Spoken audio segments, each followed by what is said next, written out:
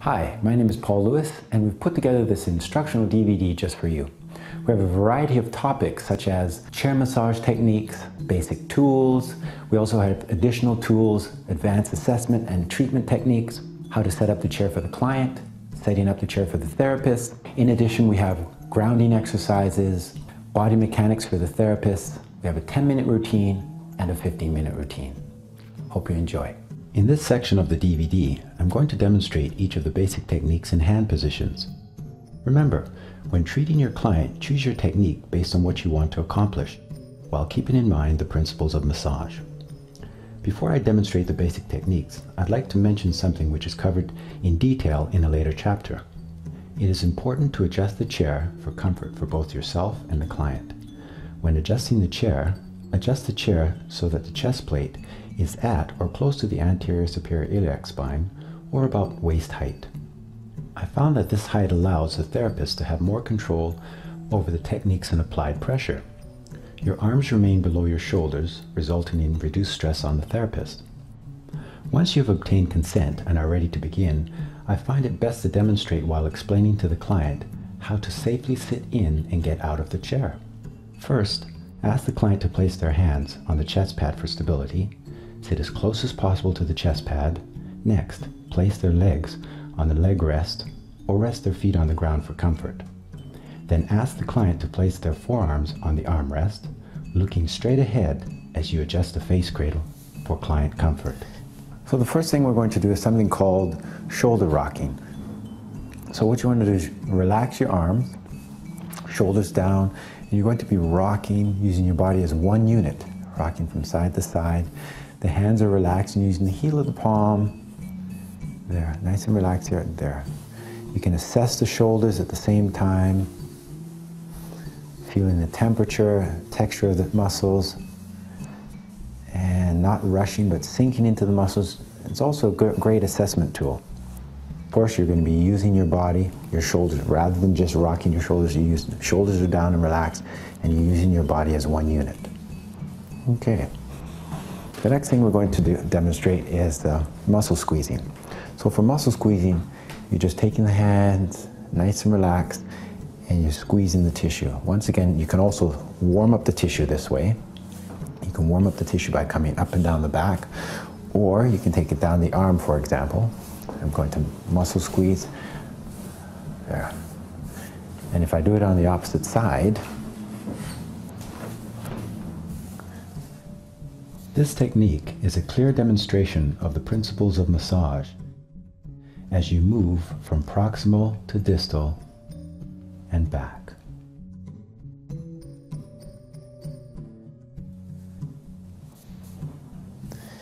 The next technique is what we call palm walking. Nice and relaxed, relaxed shoulders. You try to take the kink out of the wrists. The wrists are almost straight, nice and relaxed as we walk down the back towards the iliac crest or hip area and back up. Sink into the tissues, lift your hand and place it in the next position before applying pressure. Once again, you will be able to warm up the tissues and assess the muscles. The next one we're going to do is the thenar, this part of the thumb, the thenar kneading. So you know where the spinous process is, and you place your thumb just in the area that you'd like to work, and you can use your heel of the palm once again closer to the thenar and closer to the thumb, the base of the thumb, and you're kneading. There. Okay. If you want the additional, you can put your other hand there, and you're still kneading.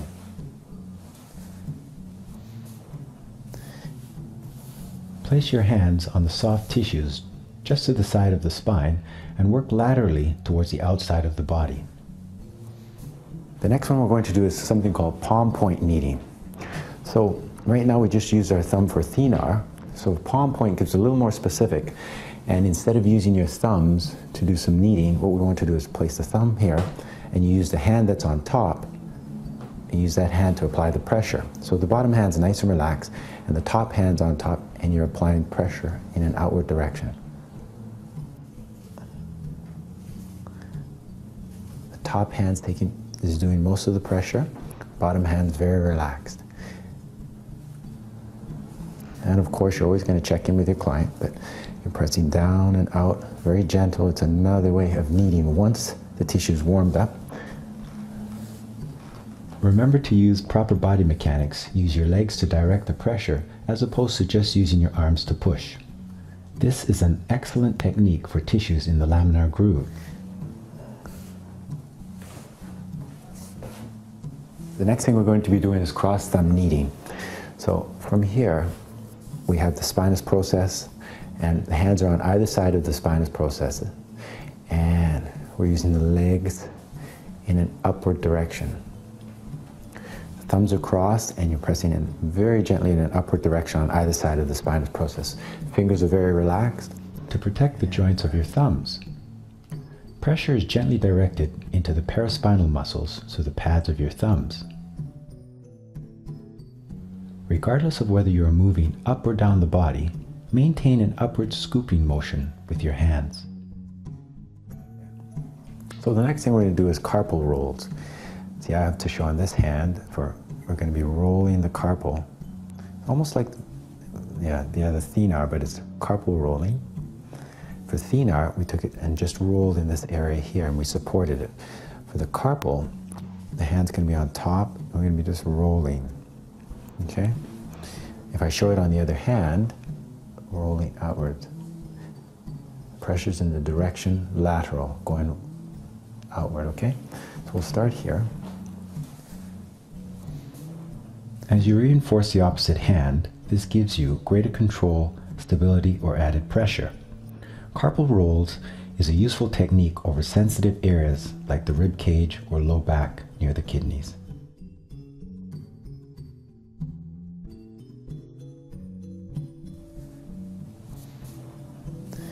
The next thing we're going to do is something called cervical scooping. It's where we scoop in the neck area, very relaxed. Okay, so gently place your thumb and fingers around the base of the neck, avoiding any drag on the tissues. Move in an upward direction towards the base of the skull, right up to the occipital area. Okay, and then from there you can just slide around to you're at the base of the occiput area, and you're going to be just holding in this area and slightly leaning back. Not pulling down, but slightly just leaning back with relaxed hands. Shoulders are down, and you're very relaxed here. And you're just releasing in the area of the occipital area. And then you can start using your fingers to slightly knead in a lateral direction. There. Nice and relaxed, feeling the tissue once again. Be careful to avoid overpressure into the face cradle. Occipital release, along with the occipital hold. So the next one we're going to do is a little bit of rhythmic to the shoulder area. So I'm going to do it on this side to demonstrate first. So we're going to take the client's arm nice and easy, and we're going to rest their forearm on top of yours. You can use the open palm of your hand rather than clenching the open palm of the hand to encapsulate the shoulder. Rather than digging the shoulders in, you want to just comfortably support the shoulder area. The opposite hand is just on the scapula, the inferior angle, and you're going to be very comfortable. Relax your shoulders, and you're going to lift and circle back, very gentle. Lift, using your legs, and back. Gives you a chance to assess the shoulder, the tightness in the shoulder area, and you can reverse directions. Bringing it forward, nice and easy. The hands and arms are supporting the shoulder girdle, while the legs and body are directing the movement. And release. And then you can support. Once again, this can be a good assessment opportunity for the neck and shoulder regions. So if I demonstrate on this side, so we want to take the arm and you place the arm on top of yours, cup the shoulder, nice and relaxed here, and we lift it up and back, and back. And then you can change directions to loosen up the shoulder area, warm up the tissue. And yes, this is called rhythmic mobility in the shoulder area. Support the arm, and you can just place it back. So the next thing we're going to do, part of the basic tools, would be something we call tapotement. And of course, when you're doing tapotement, you don't want to start off by pounding or pushing on the person's back. What you want to do is start off nice and light, fingertip tapping. Light fingertip tapping is a good introductory to Popeman technique to prepare the tissues for vigorous work. With loose, relaxed wrists, your fingers are slightly curled and gently tap the tissues.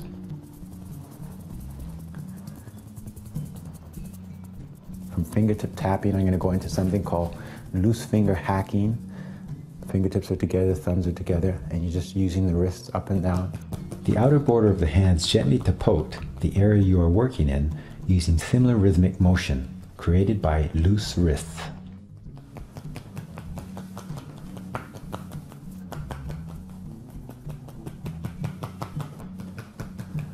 From loose finger hacking, I'm going to go into cupping.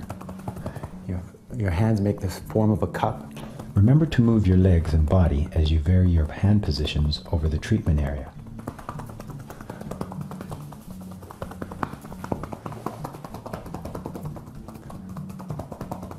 Let's change again on you.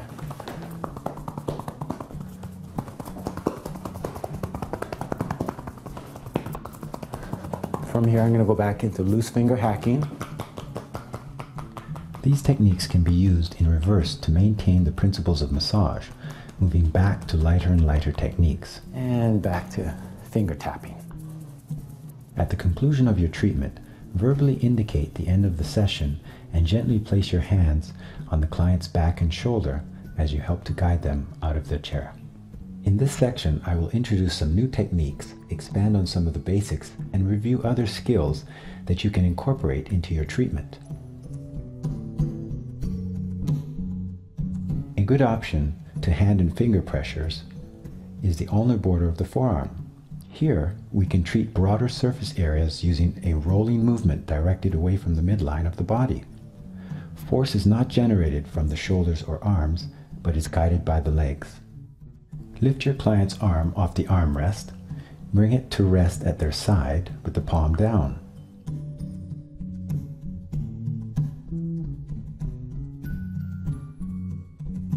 Place a towel or other barrier over their hand as you stabilize the limb between your knees. Rolling your hand back and forth, move up and down the arm proximally and distally, engaging the tissues.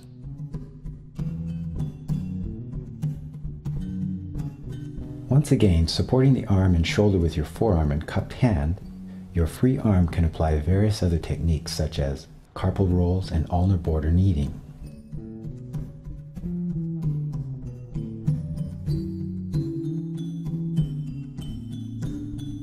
With positional release, point compression is added using the thumb or elbow.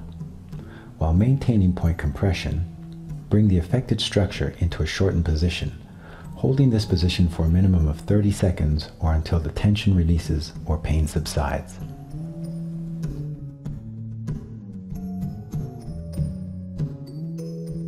One approach to hand massage is similar to breaking bread. Palm down, grasp both sides of the hand, and gently knead through the back of the hand, opening and curling the hand down. Gentle point compressions and muscle squeezing can be done along the length of the fingers and thumb, while remembering to support the hand.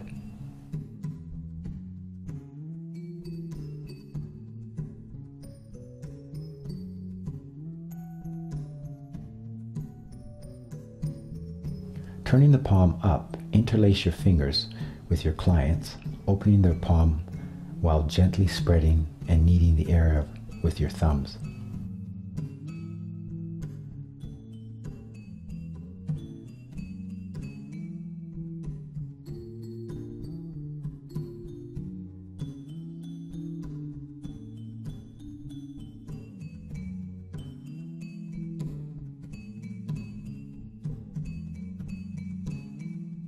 Another transition is the introduction of dynamic stretching.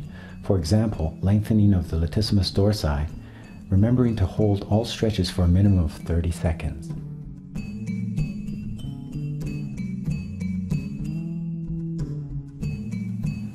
In my practice, I usually like to use the chair not only for chair massage, but also as an assessment tool and for treating. For example, in this position, I have access to the back. the scapulothoracic area, the cervical area. I can see the spinous processes, or have access to the transverse processes. For those of us that have studied joint mobilization, you'll have an understanding of what I'm talking about here. Well, for example, if we were doing joint mobilizations to the scapulothoracic area, of course, as an example, hands would be on the inferior angle of the scapula. With medial and lateral rotation, we can do distraction, take it vertical and lower.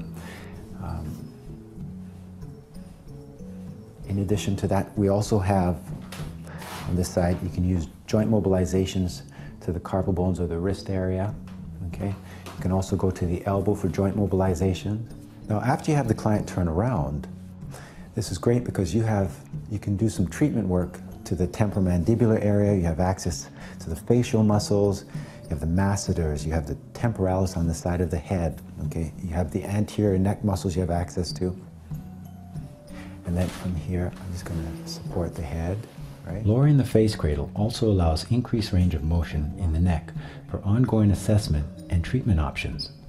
Support here, cervical assessment, and then nice and easy you can rotate here, right? Nice and easy flexion. Remember to always support the client's head while lowering and repositioning the face cradle attachment. You can come back down. Lift, support the head, and then just lock it back into place. In addition, I like to use it for assessment. For example, we have access for full range of motion in the shoulder area.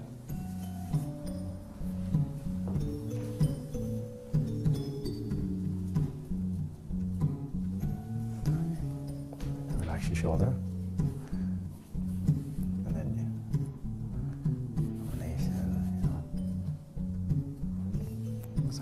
Wrist area. We can do this or reflexology. This position lends itself to other modalities such as craniosacral therapy or reflexology. You don't really want to do it, but the ears and in the facial area. Sometimes, just a thought to keep in mind is, sometimes if the client, when you're working on their back, their shirt might have a tendency to roll up. So what you try to do there is just take a pillowcase or a sheet and you cover, especially in the skin. If the skin's exposed, what you want to do is just cover this area. You still have access to the back. You still know where the back is, okay? You can feel where the top of the belt or the lower part of the lumbar is, but at least it's covered and it gives them that privacy. This section of the DVD is called Body Mechanics for the Therapist. It's not only important to position the client and be concerned about how you're moving the client, so on and so forth, but it's also important for yourself. Okay, in order to save your hands, as I mentioned a little earlier, you try not to take your wrist all the way back. You want to stay nice and relaxed. You want to be using your shoulders when you're working, your legs. You want the whole body to be moving as one unit. For example, if we're doing the palm walk, you want to be, rather than just using the shoulders, you want to incorporate the legs. You want to use the legs, shifting back and forth, relaxing the shoulders, and as you come back up, okay, when you switch over to palm point kneading, the thumb's placed there.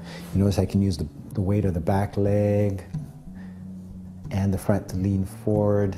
Rather than using my arms, we're using the legs, okay? So what you want to keep in mind is that when we're doing the butterfly or the lamina groove, you want to be using the legs as you come back up and down. Rather than bending from the waist, you want to be using the legs to support. Shoulders are relaxed, hands are relaxed. As you come around to the front and you're doing shoulder rocking, using the legs, shoulders are relaxed. Once again, the neck area is relaxed, okay? Even when you come around and you start holding on to the person's wrists and you start doing thumb kneading, you can use your hands once again. Rather than lifting your shoulders, you just want to incorporate the legs. You sink down, straighten the legs, okay?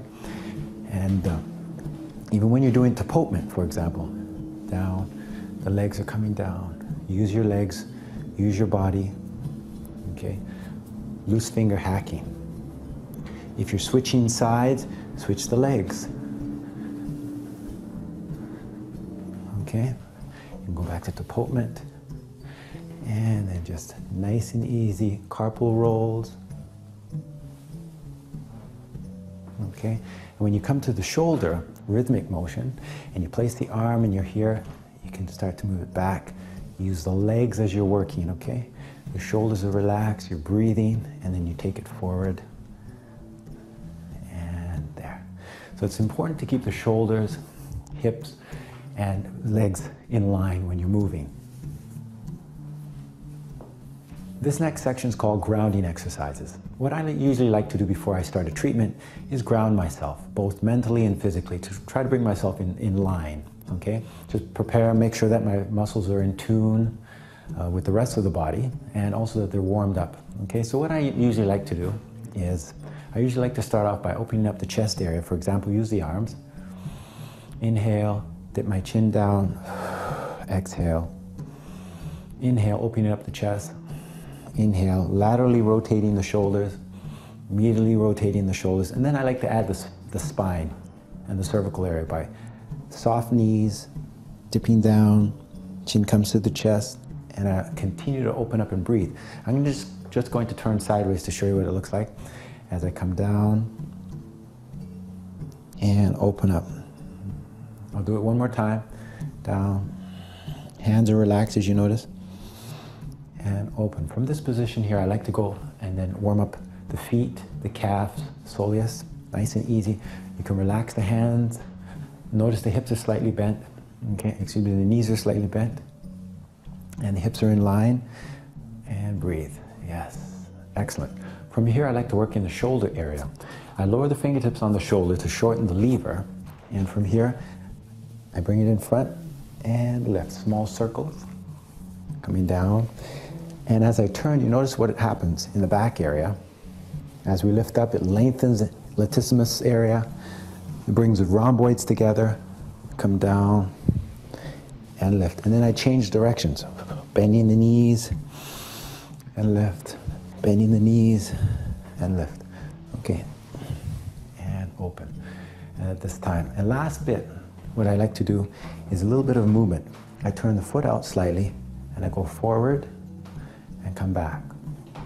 Just for movement, back, movement, and back. And then I change sides, face the opposite direction, here, and come back. Breathe, and come back. Okay? And then I'm ready to begin.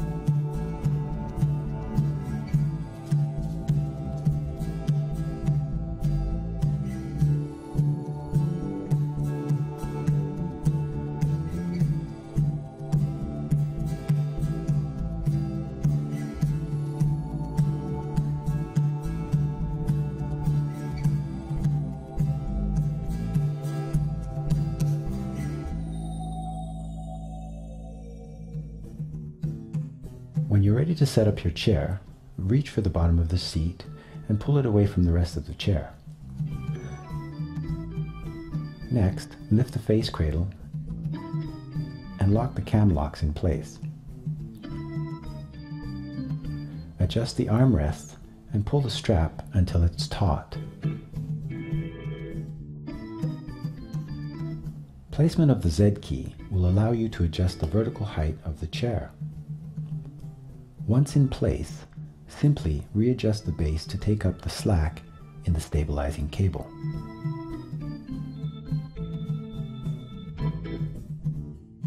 To raise or lower the seat, depress the silver button and adjust the seat to the desired height.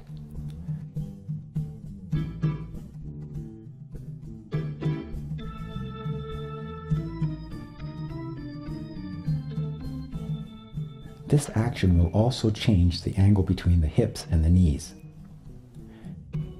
If the client prefers, they can simply place their feet on the ground on either side of the chair.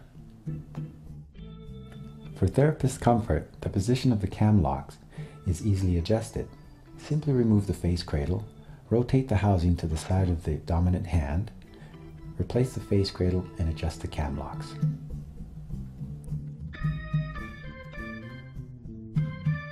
A new, clean face cradle cover should always be applied for each and every client.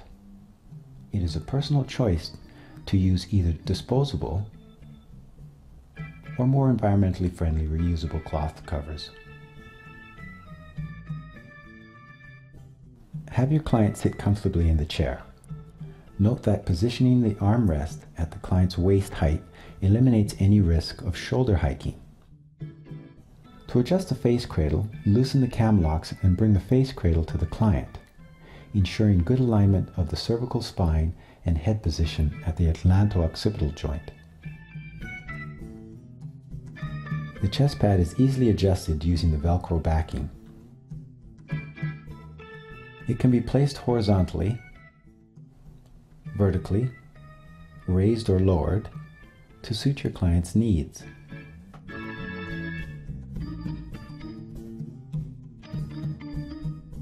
The interchangeable sternum pad offers even more positional options.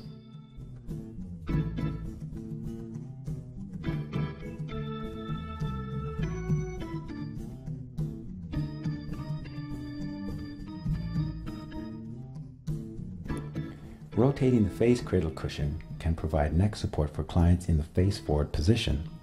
Alternatively, the sternum pad can be used for similar positional support.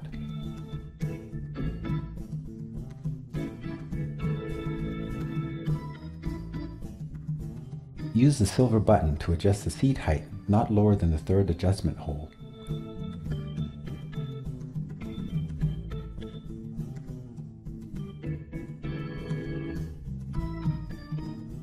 After lowering the armrest and face cradle, simply lift the seat to collapse the chair.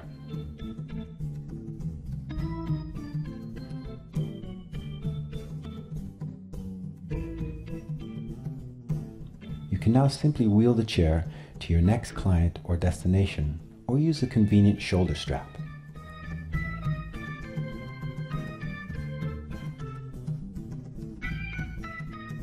For storage and protection, use the carrying bag that came with the chair. From the upright position, I recommend first covering the top and sides of the chair as much as possible.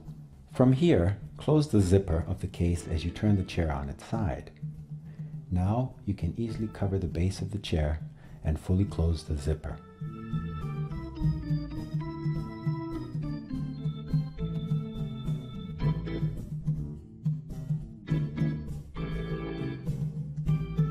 The Desktop Pro provides the client with the same support for the arms, chest, and cervical area.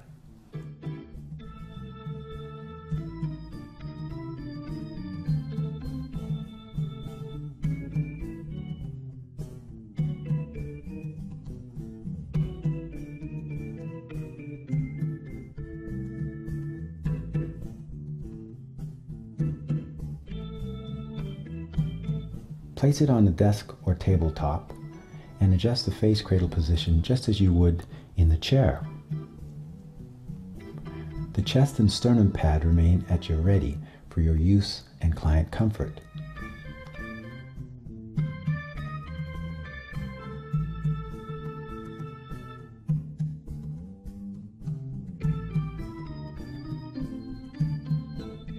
Packing up is easy as releasing the cam locks and sliding the Desktop Pro into the convenient carrying bag.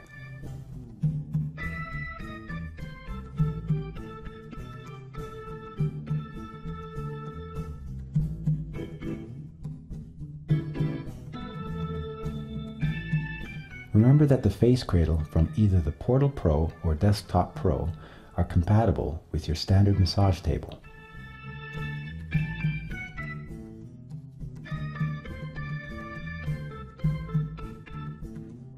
It is important to clean all surfaces for infection control and to protect your investment. There are many cleaning products on the market. Do your own research to choose the one that best suits your needs. Remember to use all products according to the manufacturer's guidelines. It is important to thoroughly clean all surfaces, especially the face cradle and its housing.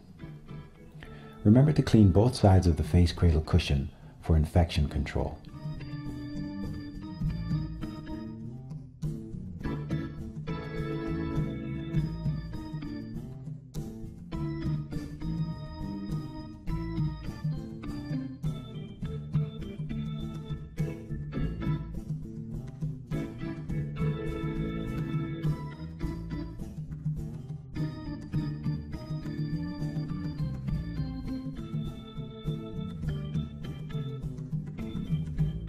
If you have a tear in the fabric, repairs can be simple using Scotch tape and VLP glue available from Oakworks.